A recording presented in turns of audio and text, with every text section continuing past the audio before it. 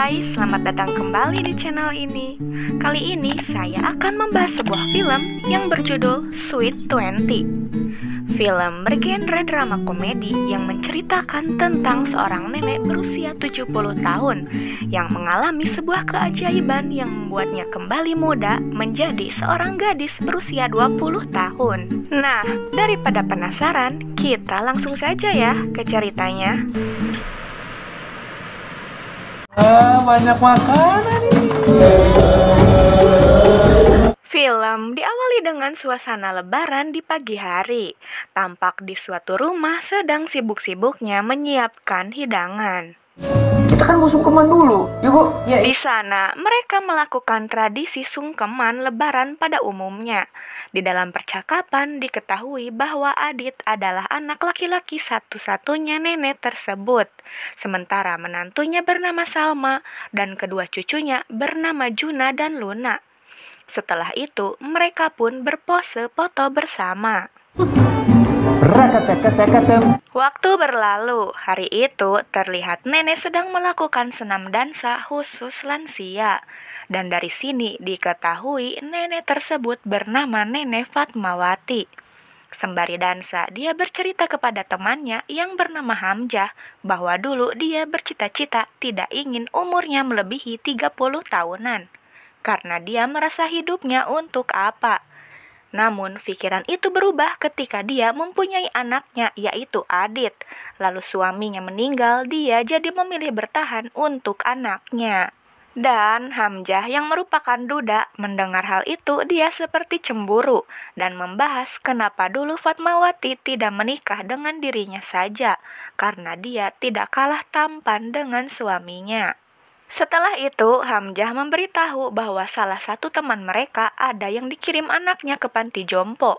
Fatma yang mendengar itu, dia merasa beruntung mempunyai anak seperti Adit, yang seorang dosen dan tentunya sayang sama dia sebagai orang tuanya.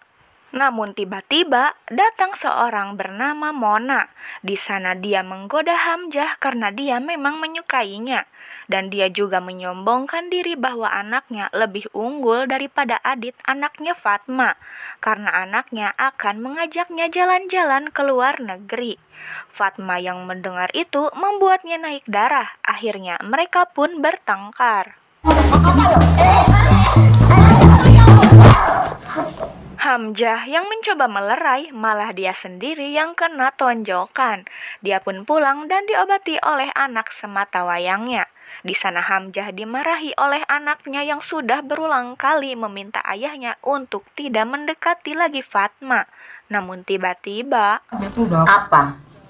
di sana Fatma mengobati Hamzah dan membawakannya buah-buahan. Sesudah itu Hamzah mengantarkannya pulang. Ketika di tengah perjalanan, Fatma bertanya apakah Hamzah senang saat tadi dirinya digoda oleh Mona. Hamzah yang mendengar itu, dia pun tertawa dan menganggap bahwa Fatma cemburu. Keesokan harinya, terlihat Adit akan berangkat kerja. Namun tiba-tiba Fatma datang membawakan bekal untuk anaknya tersebut. Setelah Adit pergi, dia memarahi menantunya yaitu Salma untuk lebih perhatian membawakan bekal makan siang untuk Adit. Salma pun hanya terdiam sambil tersenyum tipis. Lebih resep rasanya. Tak hanya itu, Salma juga dimarahi habis-habisan perihal cara memasaknya yang salah. Tak lama setelah itu, datanglah Juna yang akan pamit untuk latihan bermain band. Salma yang sebagai ibunya tidak mengizinkan Juna berangkat, mengingat anak yang satunya yaitu Luna, walaupun sudah belajar mati-matian, tapi masih tetap nganggur. Juna yang mendengar itu tidak terima, karena yang ia tahu Luna malah kerjaannya begadang sambil YouTuber melulu. Cover lo ya, belum pernah setel sendal. Mendengar terjadinya pertengkaran, Fatma pun datang membela cucunya Juna dan memarahi Luna karena bangun siang. Di sini bisa dilihat bahwa Juna merupakan cucu kesayangannya. Fatma menyuruh Juna untuk segera berangkat dan juga memberinya uang jajan. Melihat tindakan itu membuat Salma menjadi kesal karena mertuanya Fatma selalu ikut campur urusan rumah tangganya. Mulai dari perihal adik suaminya, perihal memasaknya, dan sekarang perihal cara dia mendidik anaknya. Dia pun berbicara dengan hati-hati kepada mertuanya agar urusan anak biar dia saja yang urus. Namun, Fatma malah menjawab bahwa dia dulu membesarkan Adit seorang diri dalam keadaan miskin. Buktinya, sekarang dia berhasil membuat Adit menjadi sukses, yang berarti urusan mengurus anak dia lebih baik daripada menantunya Salma.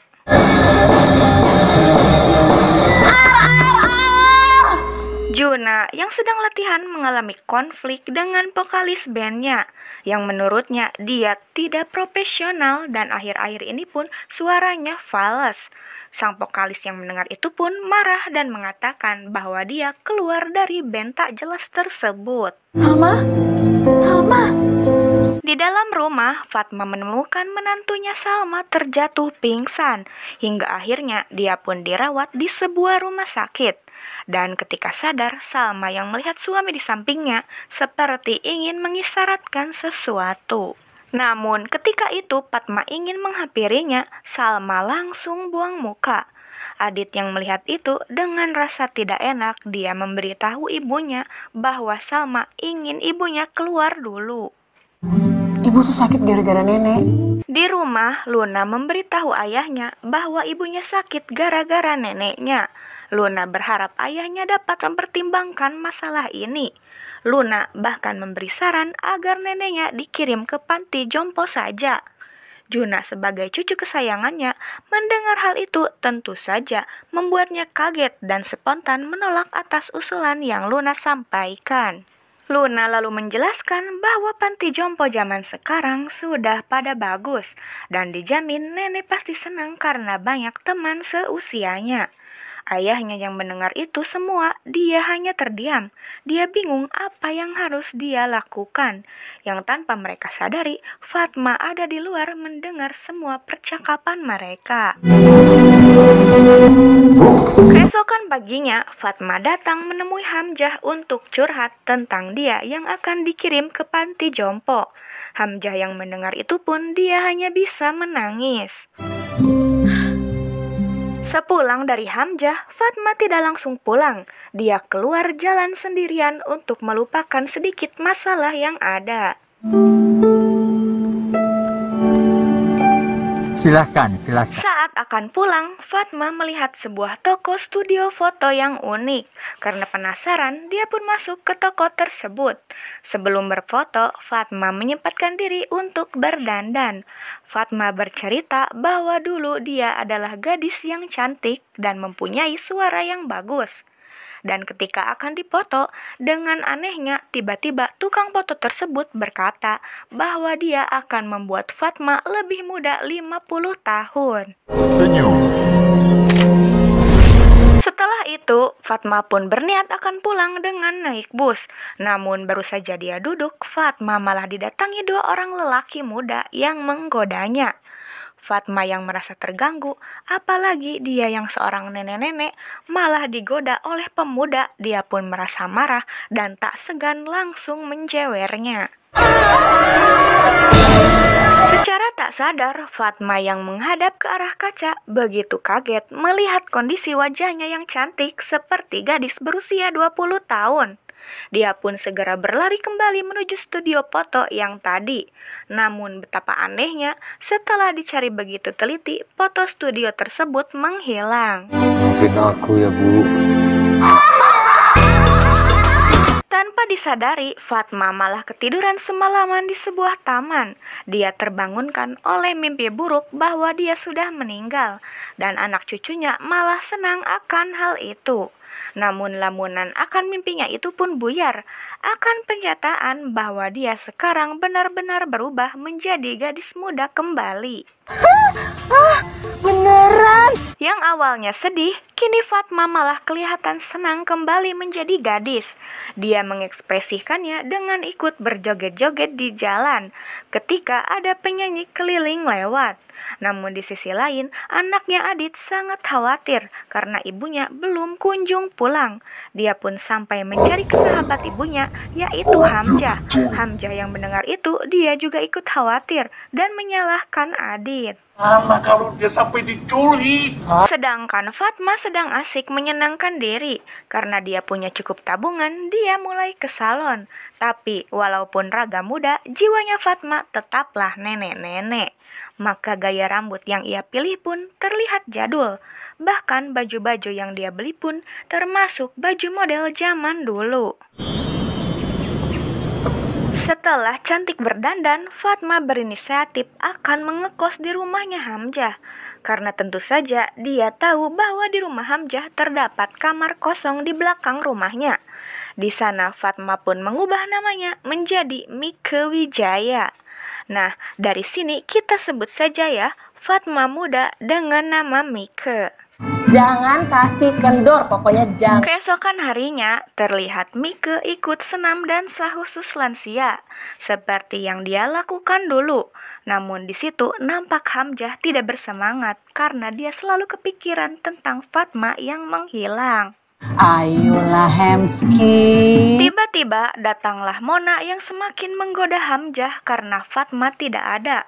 Dia terus memaksa sampai akhirnya Hamzah mau berdansa dengannya. Mike yang melihat mereka berduaan seperti itu, dia pun memisahkannya. Anak indekos kenapa ada di sini? Dasar nenek-nenek gatel.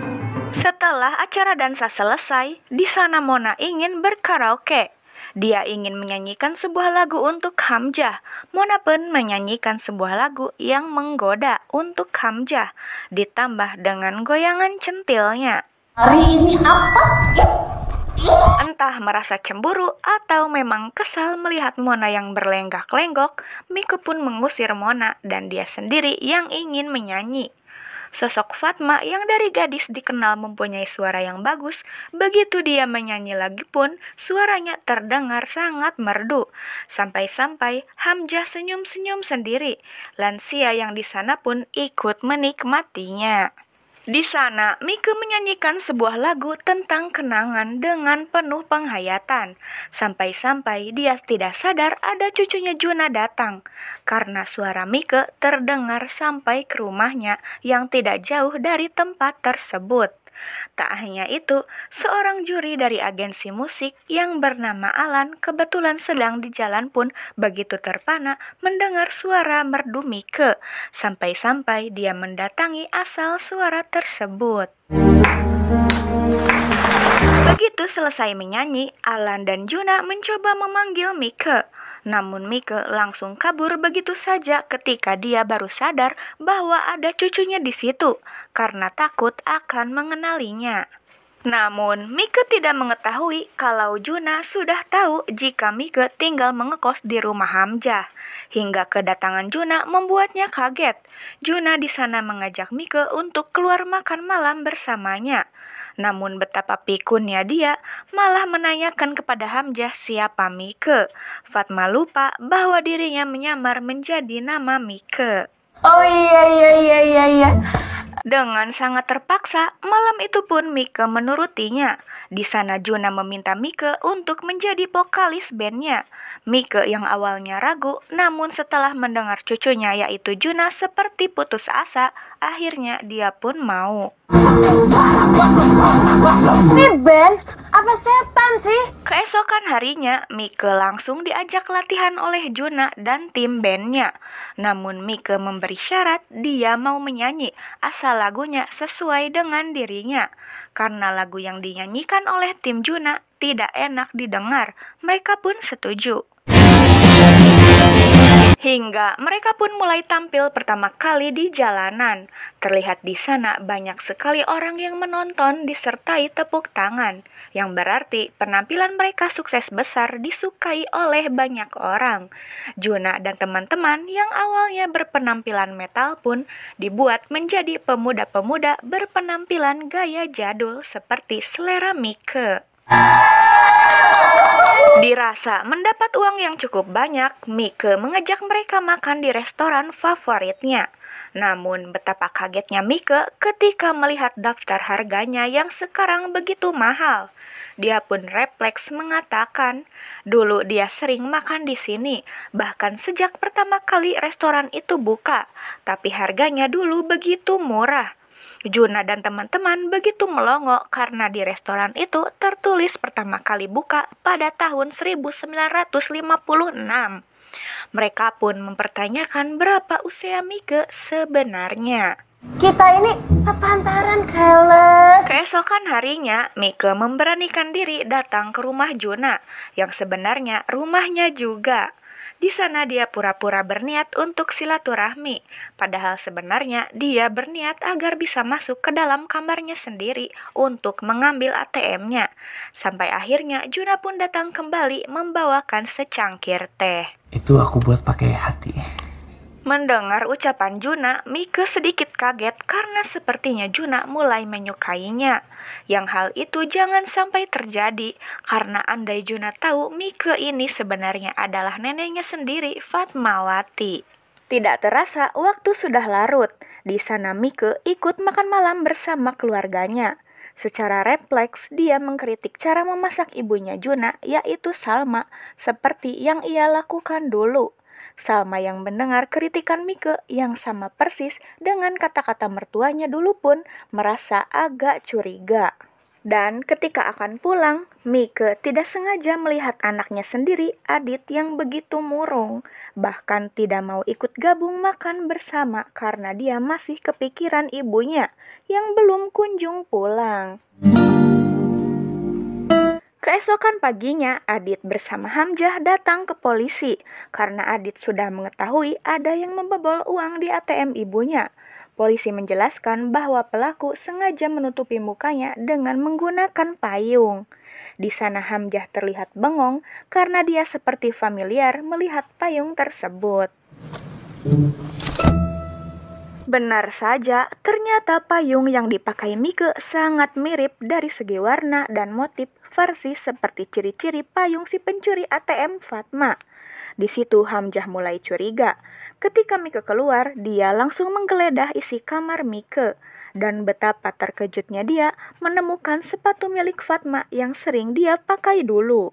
Di luar, Mike dan timnya sedang mengikuti kontes musik, yang ternyata juri di kontes tersebut adalah Alan, yang waktu itu pernah melihat Mike menyanyi di acara senam lansia.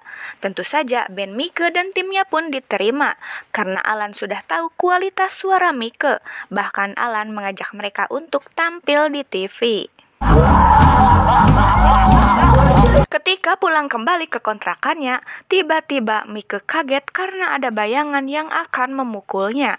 Untungnya Mike dapat melawannya, yang ternyata itu adalah Hamzah.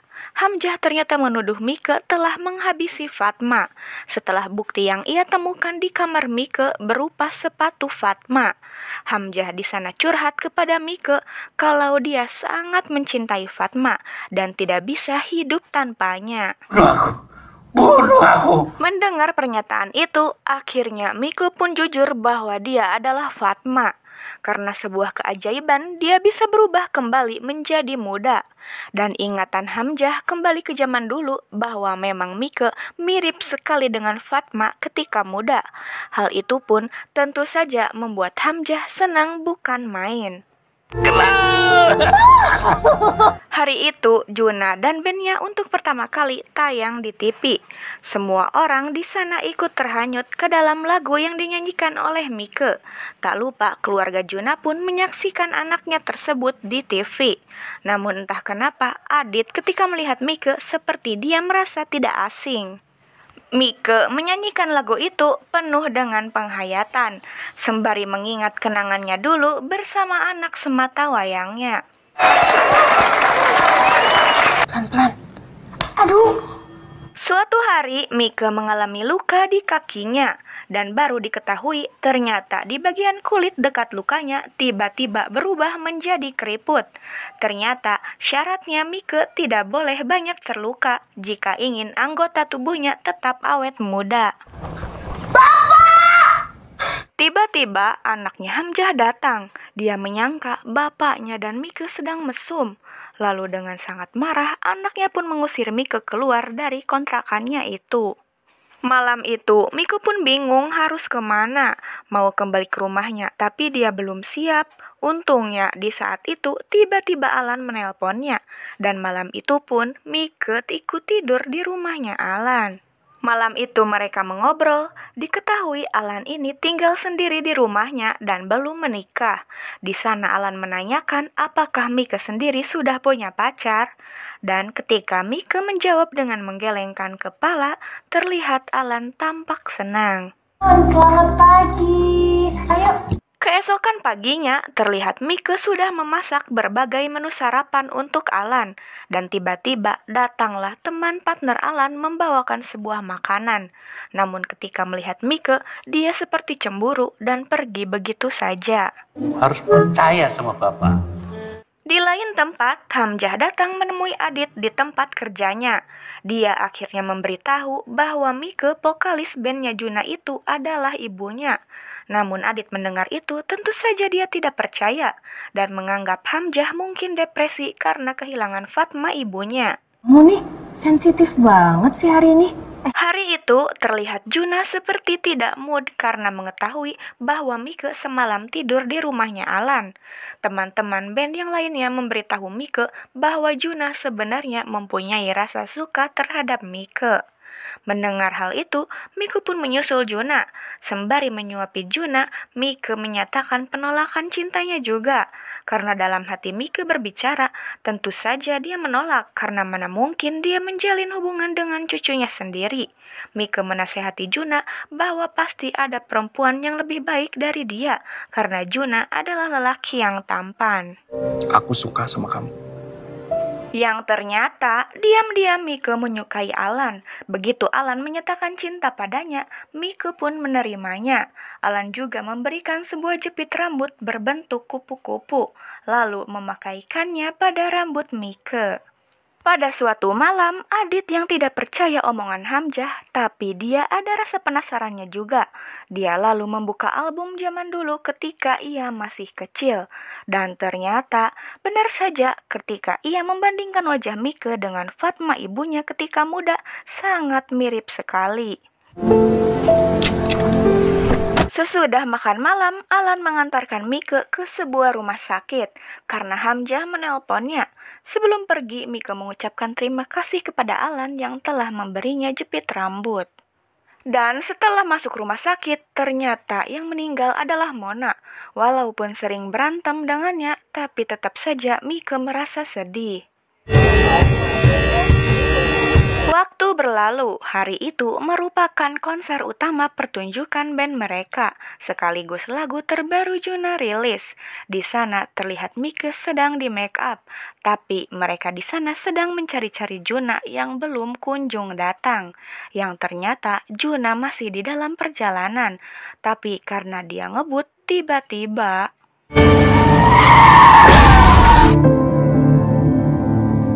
keluarga Juna yang sedang di tempat konser begitu syok setelah mendengar kabar bahwa anaknya mengalami kecelakaan. Di sana situasi semuanya bingung mendengar kabar Juna. Di sisi lain, Mike tidak mau mengecewakan mimpi Juna karena dia telah bekerja keras membuat lagu baru. Mike tidak mau semuanya sia-sia karena ini adalah mimpi Juna. Akhirnya mereka pun tetap tampil walaupun tanpa Juna dengan sukses.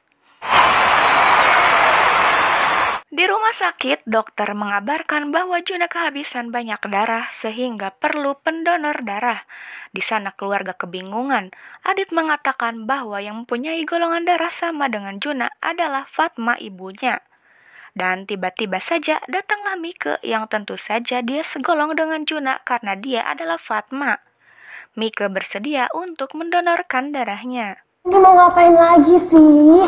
Hah? Di sana, Hamzah bertanya pada Mike apakah dia rela mendonorkan darahnya, karena sudah pasti konsekuensinya nanti Mike akan berubah menjadi tua kembali. Luka sedikit saja, kulitnya keriput, apalagi donor darah yang sudah pasti Mike akan berubah total menjadi tua dan kembali menjadi Fatma. Di sana Mike menjawab dia rela melakukan apapun demi menolong cucunya Juna agar dia selamat. Tunggu. Tiba-tiba Adit menghentikan langkah Mike. Adit pelan-pelan bercerita bahwa dia menyesal. Ibunya dulu merawatnya seorang diri dengan keadaan miskin. Bahkan ketika sakit, dia tak sanggup pergi ke dokter. Yang selalu ibunya lakukan adalah memeluknya dengan penuh kasih sayang. Dan sekarang ketika dia sudah besar, malah tidak mau terima kasih, ingin mengirimnya ke panti jompo. Proses donor darah pun dilakukan, sedangkan Alan dengan penuh khawatir menunggu kabar di rumahnya. Dia pun mencoba menelpon Mike, namun ketika Mike mengangkat handphonenya, bisa dilihat dari tangannya sudah keriput. Ya, kini Mike sudah berubah kembali menjadi Fatma. Dia pun sengaja tidak menerima telepon dari Alan tersebut. Band Juna sekarang sudah semakin terkenal, dan vokalisnya pun diganti oleh adiknya Luna. Nampak Fatma Adit dan menantunya Salma sedang menyaksikan konser tersebut dari bawah. Nah, itu dia guys cerita singkat di film Sweet 20. Semoga bisa diambil pelajarannya ya. Terima kasih sudah menonton video ini, dan sampai bertemu kembali di cerita selanjutnya.